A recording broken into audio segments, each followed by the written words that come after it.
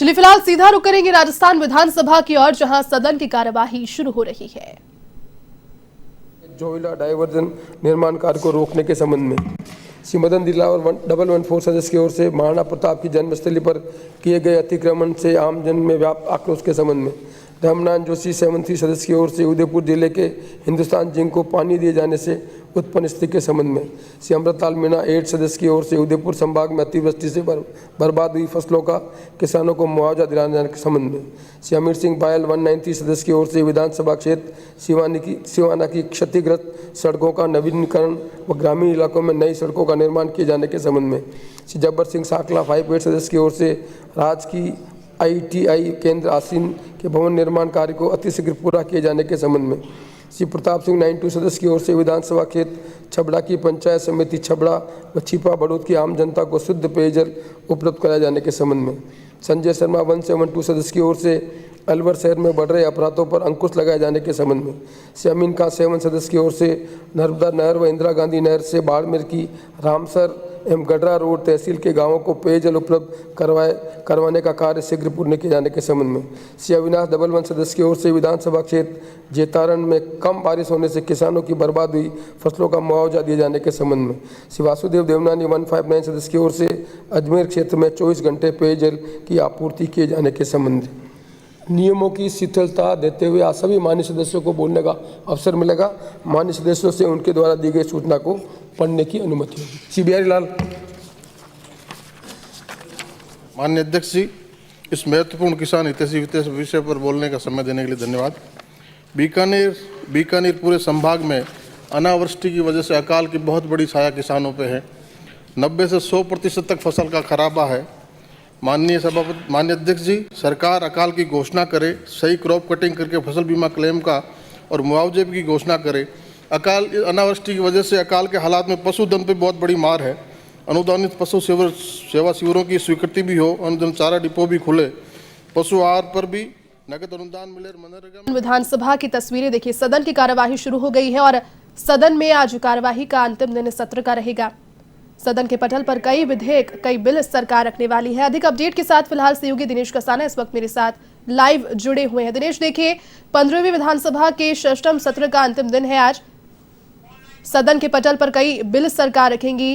किस तरीके की आज यहाँ पर जो एक तरीके से तस्वीर है वो देखने को मिलेगी, क्योंकि एक और यहाँ पर बिल रखे जाएंगे तो दूसरी ओर भारतीय जनता पार्टी आज विधानसभा का घेराव भी करने वाली है। क्या अपडेट इससे लेकर? देखिए, आज सदन की कार्रवाई का अंतिम दिन है और आज प्रश्नकाल सदन में नहीं हुआ है। सीधे शोकाभिव्यक्ति के साथ, शून्यकाल के साथ सदन की कार्रवाई प्रारंभ हुई है। विधानसभा के पूर्व सदस्य थे दूसरी विधानसभा में, विधानसभा के सदस्य दया कृष्ण विजय, उनके निधन पर विधानसभा में श्रद्धांजलि 2 मिनट का मौन रखकर श्रद्धांजलि अर्पित की और उसके बाद स्थगन प्रस्ताव पर बोलने जो विधायक अपने क्षेत्र के मुद्दे उठाना चाहते हैं स्थगन के जरिए, उनको वो फिलहाल स्थगन प्रस्ताव के माध्यम से अपने मुद्दे उठा रहे हैं। विधायक बिहारी लाल है नोखा से विधायक, वो फसलों के जो खराबे का मुआवजा है क्षेत्र में वो फिलहाल उठा रहे हैं। और जहां तक बात है, आपने कही कि आज बीजेपी का विधानसभा घेराव का भी कार्यक्रम है। जयपुर शहर बीजेपी की ओर से विधानसभा घेराव का कार्यक्रम रखा गया है।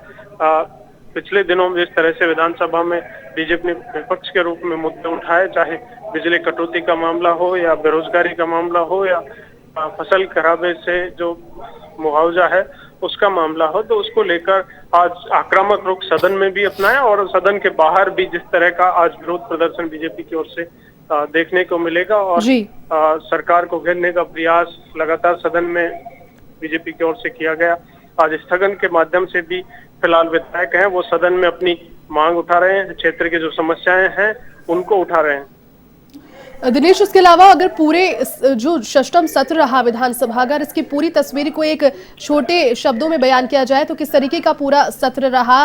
क्योंकि लगातार कोशिश यही की जा रही थी कि जब एक तरीके से मानसून सत्र के तौर पर इसका आगाज होगा और सत्र जब आहूत होगा, कई ऐसे महत्वपूर्ण विधेयक और बिल है जो पारित होंगे, कितना उसमें से सरकार अपनी जो आकांक्षाएं हैं उन्हें पूरा कर पाए?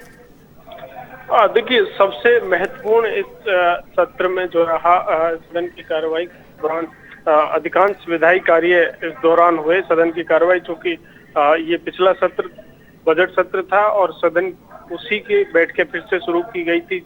और जिस तरह से पिछले 9 सितंबर से लगातार सदन की कार्रवाई चली पिछले दिनों में, और इस दौरान सरकार की ओर से अधिकांश विधायी कार्य इस सदन की कार्रवाई के दौरान किए गए। आज भी 3 विधेयक हैं सरकार की ओर से, वो सदन में रखे जाएंगे। राजस्थान पंचायती राज संशोधन विधेयक 2021, राजस्थान दंड विधियां संशोधन विधेयक 2021 और राजस्थान कृषि विश्वविद्यालयों की विधियां संशोधन विधेयक 2021, राजस्थान भू राजस्व संशोधन विधेयक 2021। ये 4 जो विधेयक है ये आज सदन में रखे जाएंगे और चर्चा के बाद इन्हें भी पारित करवाया जाएगा जी। इसके अलावा सदन की कार्रवाई भी पिछले कुछ दिनों से लगातार विपक्ष ने भी अपने जो मुद्दे थे उनको भी मजबूती के साथ उठाया। और मुख्य बात जो रही कि जो एक जिस तरह का घटनाक्रम देखने को मिला राजस्थान विधानसभा के इतिहास में संभवतः पहला मामला था जब स्पीकर सत्ता पक्ष से नाराज होकर सदन की कार्रवाई अनिश्चित काल के लिए स्थगित कर दी गई। और बीएससी की बैठक में हालांकि जो प्रस्ताव लिए गए थे वो सदन में रखे जा चुके थे, लेकिन उसके बाद सरकार के अनुरोध के बाद सदन की कार्रवाई शुरू हुई है कल से और आज अंतिम दिन है। तो विधायी कार्य इस दौरान अधिकांश सरकार की ओर से निपटाए गए। जी चलिए दिनेश, बहुत शुक्रिया तमाम अपडेट के लिए।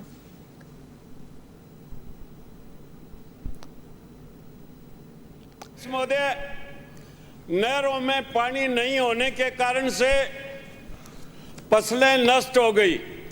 वर्षा के अभाव में बरानी क्षेत्र में मूंग, मोठ, ग्वार, तिल जो फसल बोई गई थी वो वर्षा नहीं होने के कारण से पूर्णतः नष्ट हो गई। और इतना ही नहीं अध्यक्ष महोदय, बिजली के अभाव में जिन लोगों के ट्यूबवेल लगे हुए थे उनकी फसल भी पूर्णतः नष्ट हो गई। मैंने बार बार मंत्री महोदय से निवेदन किया कि 2-2 महीने तक जीएसएस का ट्रांसफार्मर नहीं बदला जाता। इससे ज्यादा दुख की बात हो नहीं सकती। बार बार प्रयास करने के बावजूद 6 घंटे लाइट मिलती है और उसके अंदर 8-8 बार कट लगते हैं, तो सिंचाई कैसे होगी? अध्यक्ष महोदय, मेरा सरकार से निवेदन है कि पूरा क्षेत्र अकाल ग्रस्त घोषित करके अकाल राहत कार्य तुरंत खोले जाएं और जिन किसानों की फसल नष्ट हुई है उनको शीघ्र अति शीघ्र मुआवजा दिया जाए और बीमा राशि भी दिलवाने में जो राज्य सरकार की तरफ से त्रुटि रहती है, कभी समय पर पैसा नहीं जमा होता, कभी पटवारी का नाम गलत बता दिया जाता है, कभी क्षेत्र का नाम गलत, कभी काश्तकार का। इस तरह से हजारों काश्तकार भटक रहे हैं, दर दर की ठोकर खाते फिर रहे हैं। तो सरकार समय रहते हुए इस पे कार्रवाई करके जिन काश्तकारों ने बीमा राशि जमा करवा दी उनको बीमा राशि मिलनी चाहिए, ये व्यवस्था सरकार करे। अध्यक्ष महोदय, अंत में मैं आपके माध्यम से सरकार से निवेदन करता हूं कि शीघ्र अति शीघ्र अकाल राहत कार्य खोले जाए।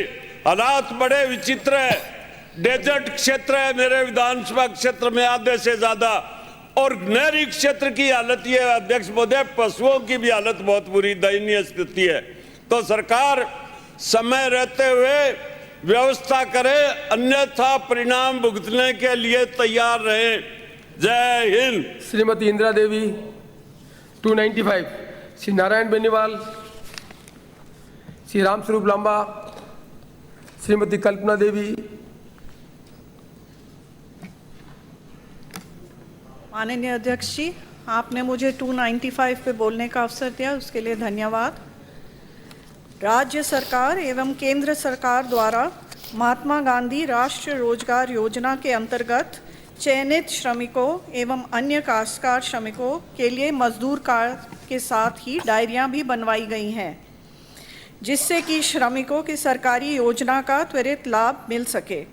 मेरे निर्वाचन क्षेत्र लाडपुरा में भी मनरेगा एवं श्रमिकों को उक्त योजना अंतर्गत डायरियां बनवाई गई हैं। पूर्व में हरी डायरी के माध्यम से योजनाओं का लाभ मिल रहा था, लेकिन कुछ समय से श्रमिक कार्ड को ई मित्र के माध्यम से जोड़ा गया है। मेरी ग्राम पंचायत मंडाना तहसील लाडपुरा के कई श्रमिकों को ई मित्र से नहीं जुड़ने के कारण योजनाओं का लाभ नहीं मिल रहा है।